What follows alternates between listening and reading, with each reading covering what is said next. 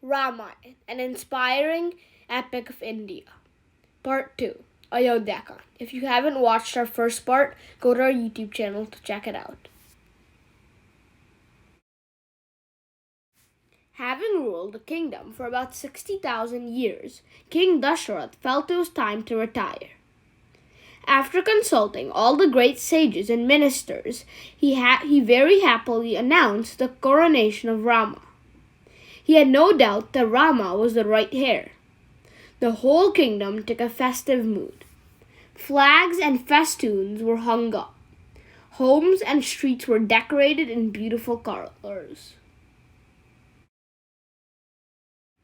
Once, King Dasharath promised 2 boons to Queen Kekai when she had helped him to win the war with Devasmara.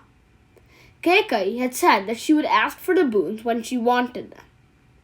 Everyone rejoiced in the coronation of Rama, except Manthara, the hunchbacked old maidservant of Queen Kekai. Manthara insisted Kekai that this was the right time to demand for those 2 boons.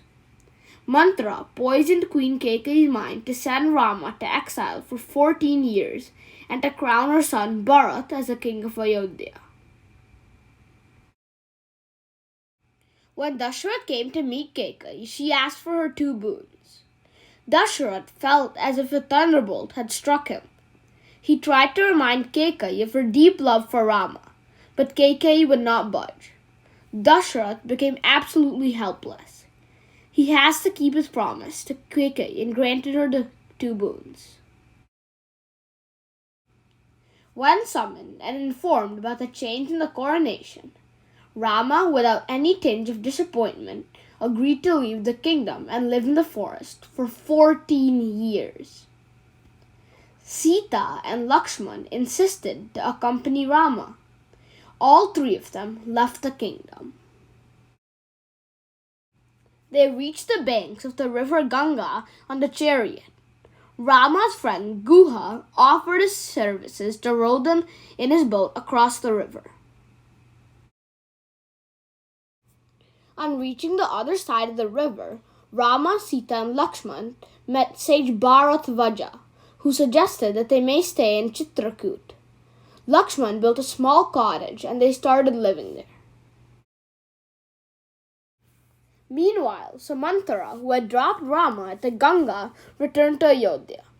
He reported to Dasharath Maharaj how Rama had crossed the river and moved to the forest. Hearing this, the king collapsed and died, fearing that he would never see his beloved son. Message was sent to summon Bharat and Sasturghan, who had been staying with their maternal uncle for a long time. When Bharat heard about the circumstances surrounding the exile of his very dear brother and the death of his father, he became furious with his mother. After the completing of the last rites of his father, Bharat vowed to bring back Ram to Ayodhya. Bharat donned the dress of a mendicant just like Rama and met him at Chitrakoot. When Rama was informed about the demise of his beloved father, he fainted in the agony of separation. He offered obsequies to their departed father on the banks of river Mandakani. Bharat begged Ram to return to Ayodhya and take over the throne that was rightfully his. But Ram was determined to follow his father's instructions to stay in the forest for 14 years. He requested Bharat to go back to Ayodhya and rule the kingdom.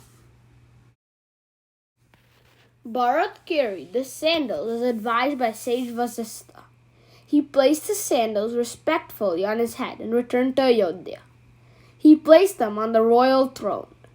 Bharat ruled the kingdom as a representative of Rama, with the blessings of Rama.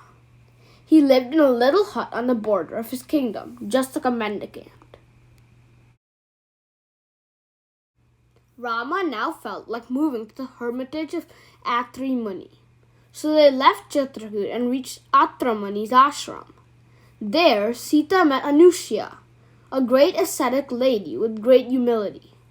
Sita heard from her all about the great qualities of chaste women. After receiving the blessings of the sage, they all entered the dense forests. Just like the moon enters a mass of dark clouds, End of Ayodhya crowned.